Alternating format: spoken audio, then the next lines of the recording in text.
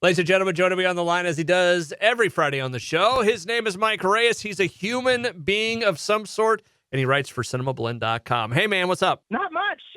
Just hanging out, catching up on some stuff. You know, the usual. How You are had you? you had a big week, but we cannot discuss why. Yeah. Yeah. That's, you know what? I had a big week. Can't talk about it. There you go. But anyway. That is just perfect. All right, so this week we're in another week, and is it kind of the February effect that we don't have a lot of big movies coming out this week? Next week is when things start picking up, right? Yeah, because next week is the beginning of March. And we definitely have an interesting, well, there's two big movies next week, or at least they look big. One of them definitely is big, because next week's Dune Part 2. And then you've got Adam Sandler and that Netflix movie Spaceman, where it's Adam Sandler and a giant talking spider.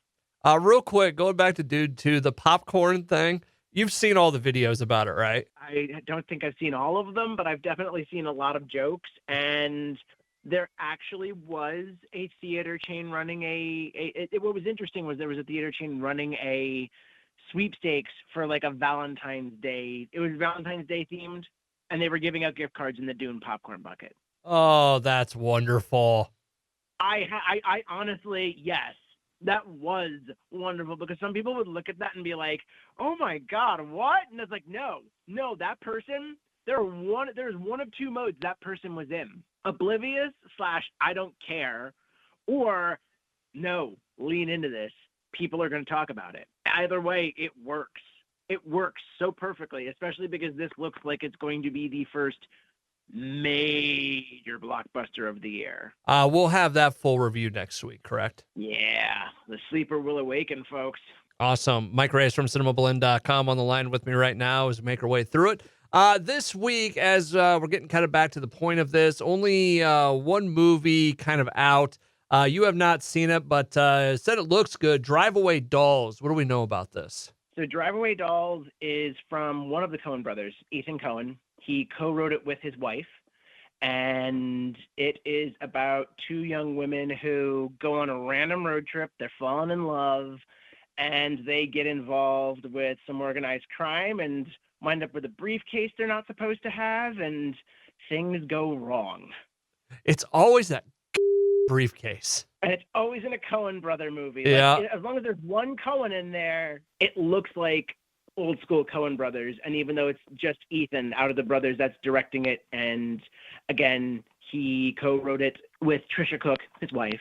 First, again, it's just something where it's like, I like seeing people work, being able to work with family or partners, and it's not total look at me vanity. Yeah. It's like, you just watch this trailer and you can, even without Ethan Coen's name, it's like, oh, this is so Coen-esque, like a whole bunch of farce and mistaken identity and people winding up in situations they're not supposed to be in. And it just looks like so much fun. Like Pedro Pascal's in here. Matt Damon. Margaret Qualley's in here. Yeah, Matt Damon. Coleman Domingo, Beanie Feldstein, Geraldine Viswanathan, who is wonderful in just rom-com a couple years ago called The Broken Hearts Gallery, I believe it was. She was fantastic in it. I remember seeing her in it. I may not remember the title so much, but I remember that The Broken Hearts Gallery. She was really good in that. Mike Reyes from Cinemablend.com on the line with me. So that's kind of the big movie out this weekend. If you're into the Coen brothers, you're probably going to be into this, or at least give it a chance, right? Oh, yeah. And okay. Not to mention, this is the movie that when Ethan Coen and Trisha Cook were talking about this, they were at some sort of masterclass in Europe a couple weeks ago. He said that he and his brother are reuniting and doing a horror movie. Oh, like boy. A bloody horror movie. Oh, and it's boy. like, yes, please.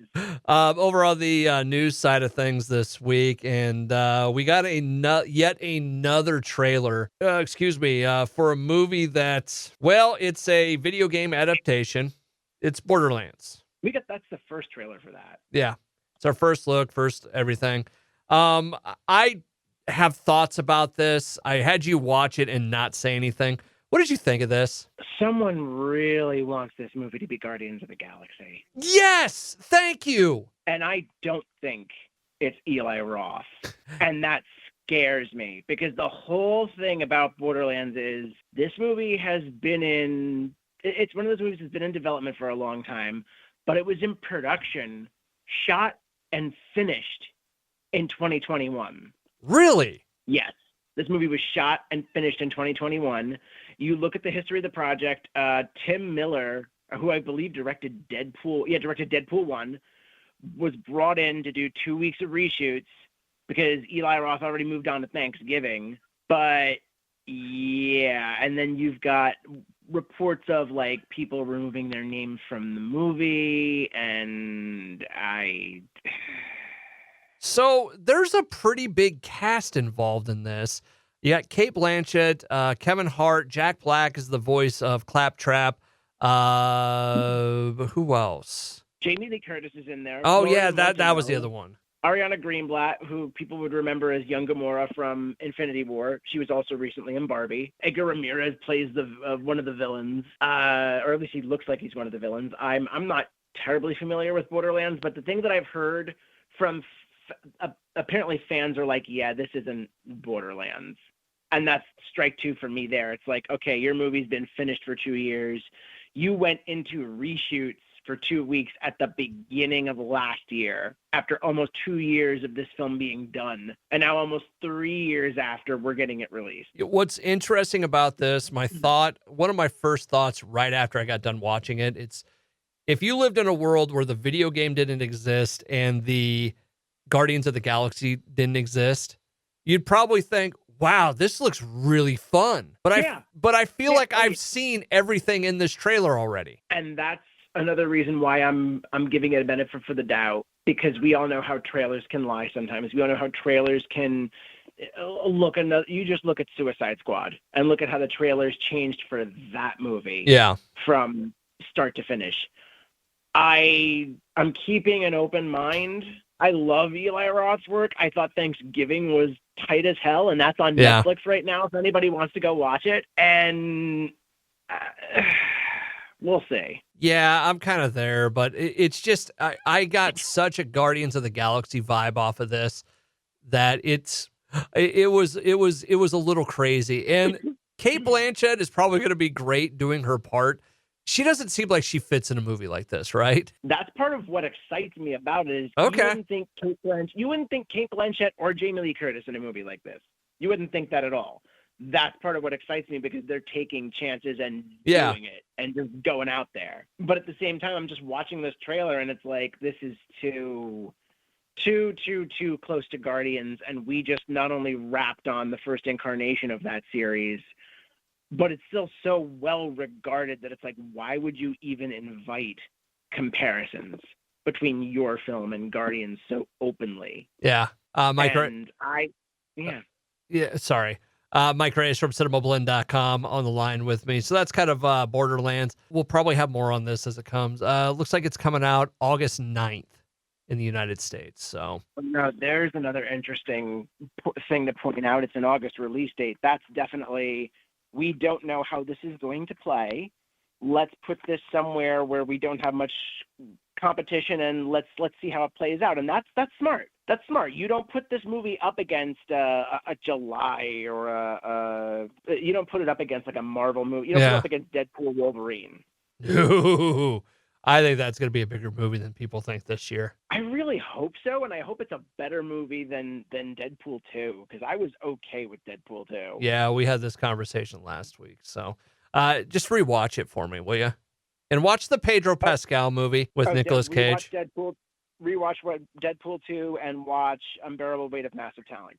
And catch up on Star Trek while you're at it.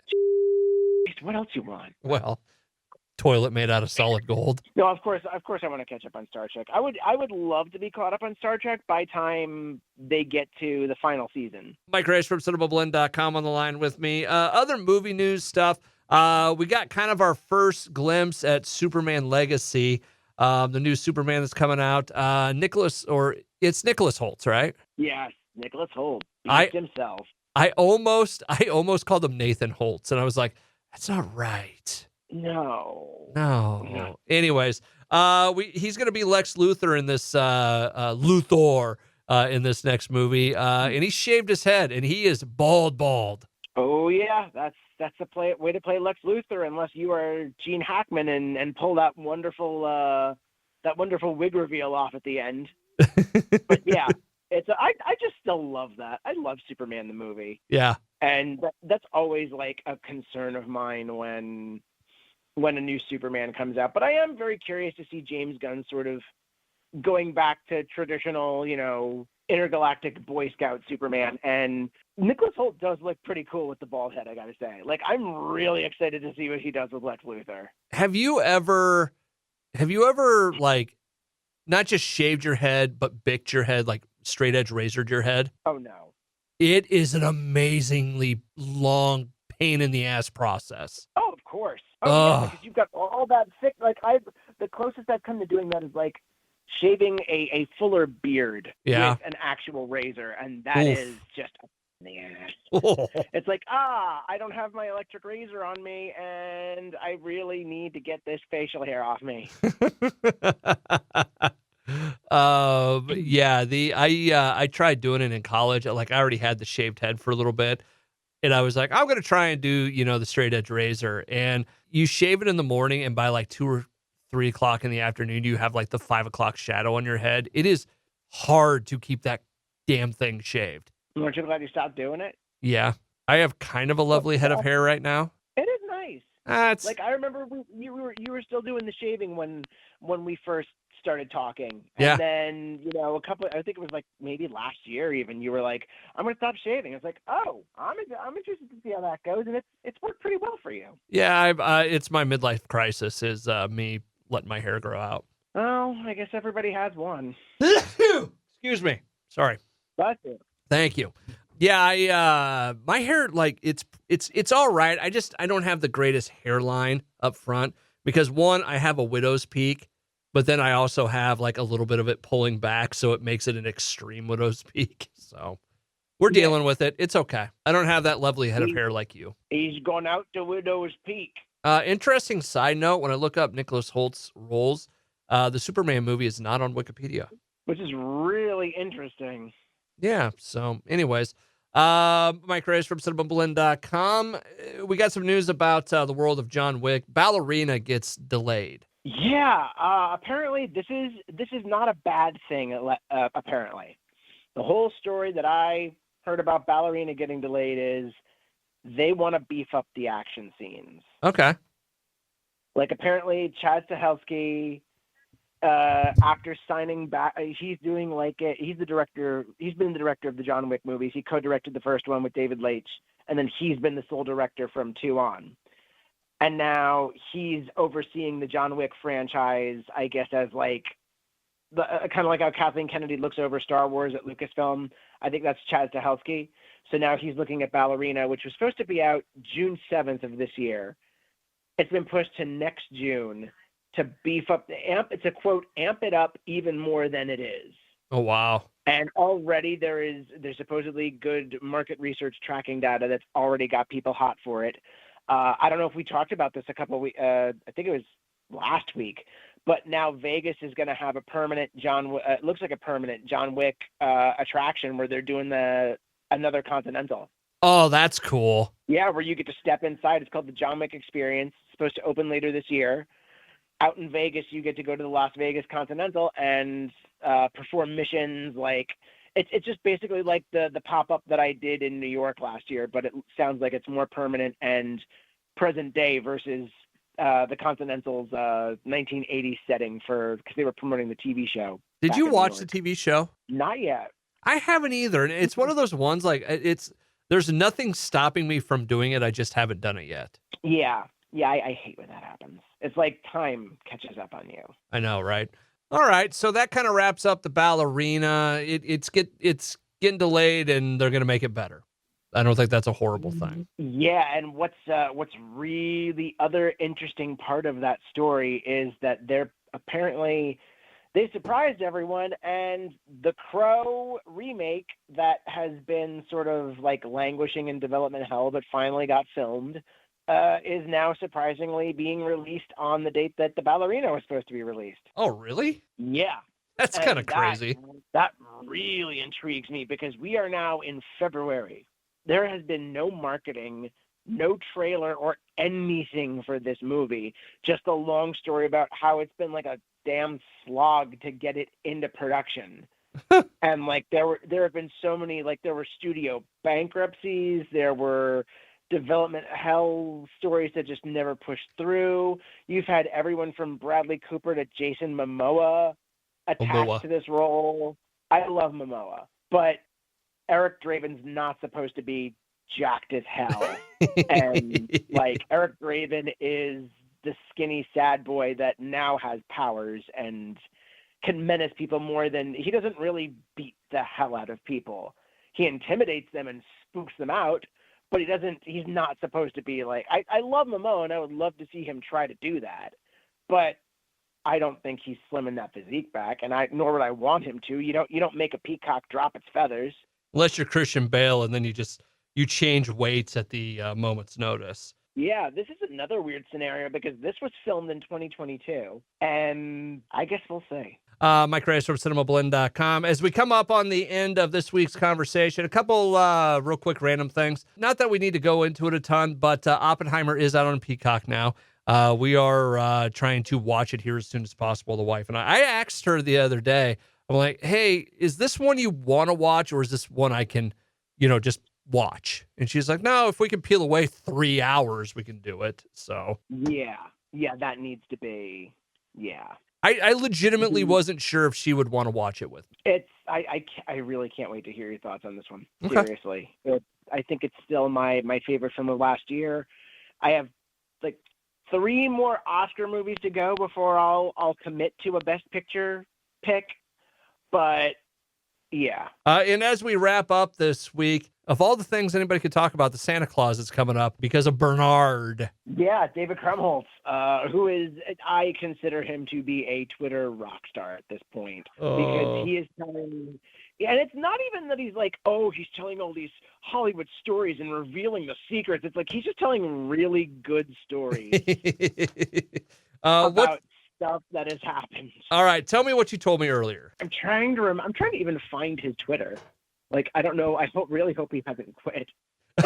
But there was, I figures I start talking about it and he's like, I'm not doing it anymore. I am out. And funny you mention Oppenheimer before that, because he is in Oppenheimer and he plays a really good part in Oppenheimer. But anyway, he was telling the story about how one year for Christmas, he was invited to be part of Walt Disney World's like Christmas parade. And because he's in the Santa Claus movies, he had no clue that he was going to be playing Bernard in the parade. Okay. And that's a makeup intensive role. He was kind of worn out of it. And then she arrives at the parade without warning, sees the elf ears, and he's like, no, I can't do this. No. He's basically like, I'm not going back to prison, basically. So he suggested something else. Like, I think it was, he got like this red Christmas sweater, and he was like, I could ride in a sleigh and wave to people. And apparently people that showed up to the Christmas parade didn't know who he was, and they were kind of heckling him because of that. And I think Hilary Duff was also like, just looked at him and was like, what the f-? And I could be wrong. I thought that's the story that I heard. This may have been a fever dream, but I could be wrong. I'm literally pulling up our reporting right now just to be sure. Because it was Christmas for Santa Claus too, and then a whole bunch of people were like basically making it known where it's like, yeah, you really put us in a situation here, like trying to make him feel like he's not the team player. You know what? Go f yourself. But the best part is, so the director's like, you really put us in a bind. And then Bear from Bear in the Big Blue House is there. And whoever's in that suit leaned over and whispered to him, that's f***ed up. And like gave him a hug. And then the best part, he's like, looking back, I should have totally done it. I would do it today. I've yet to reunite with Hilary Duff. I owe her an amends. Oh, that's funny. That right there is just what makes these stories great. It's like he's not trying to read anyone for filth. He's not trying to. There's apparently another story where he auditioned with Josh Gad for that Kevin Smith movie Cop Out. Okay. And he just talked about how much of a disaster that was. Seriously, the man is just Oh, I think he deleted his account. Why? I don't know, but it says this account doesn't exist. When I try to click so I wonder if it was. I don't know. I really don't know. It's like, did he stop telling stories? Did he stop telling stories? Was it him telling these stories and he wasn't confirmed? I don't know. Weird. That is But yeah, it so looks like weird. he was telling such great stories. Like there is apparently, I think he said he was out of the club with Seth Rogen and Topher Grace, and Topher Grace was spoiling Spider-Man 3 for people in the middle of the club. Oh my God, really? Which Topher Grace, legend right there. That and I still want to see your Star Wars remake Yes! that turn all the prequels into one movie. We want to see this man. Disney let him do it. Everybody I've heard talk about it, and like I've heard a lot of people, but everything I've read about it, they said it's amazing. Yeah, man. It's just, I know it can't be made commercially available, but it's like, I want to go to a screening of that. Because it's one of those things, yeah. I saw a really sad thing about that movie the other day on TikTok. And yes, I know it's me talking about TikTok once again, but it was Nothing wrong about that. What's that? Nothing wrong with that. It was basically, God, I wonder if I can find it real quick because the wording on it was great. It was basically the scene of, well, actually, you know what? I've seen two really sad things on TikTok about it. One was a kid Anakin, and it said, it was a kid asking, well, how do we do? And then you flip to the next picture, and it's him like all chained up as Darth Vader. Interesting. And then the other one was, I always get to this part of the movie and hope it for a different outcome, or I hope it changes, or something. It was something like that. It's one of those, you read them and you're like, fuck. The youngling scene is always a heartbreaker. Yeah, that one's tough to get over. That's part of why that movie is, why I still believe that's the best prequel. Like, I thought Revenge of the Sith was the closest we got to George Lucas really digging into what Star Wars was. And it's like, you could have very easily just maybe gotten to it a little sooner and then made that last movie just Vader tearing ass across the universe, conquering and like doing the Rogue One scene for a whole movie where it's just, you get to know why people feared this man. And then you sort of see more peaks of the cracks in his subconscious, and then you end the trilogy. Oh, you know what the other, real quick. You know what the other thing I saw about Star Wars was? What? It's really dumb, but you think about it, it's like, oh, Anakin and Padme didn't exchange rings. They exchanged droids. Oh, I didn't notice that. There's a flip-flop of droids, you know, of C3PO going with Padme all the time and R2-D2 going with Anakin all the time. Huh. And then somebody else said something like a sad headcanon from Star Wars, and it was R2-D2 saying, someone asking him what's wrong with Anakin. He says, I don't know. He never talks to me anymore. Ugh. Oh. Anybody else feel sad yet? Go yourself. I mean, yeah, and now that you've got me on Star Wars, I just realized something. There's apparently, this is a rumor. I don't know how true this is, but Mandalorian and Grogu is going to have that movie is going to have a lower budget than most Star Wars movies, and a lower budget than a full season of the series. Okay. Do we need a Mandalorian movie? We haven't needed a Star Wars movie since Last Jedi. That was the last real. Wait, no, I take that back because Solo was also really good. I like Solo. I like Last Jedi. I like Rogue One.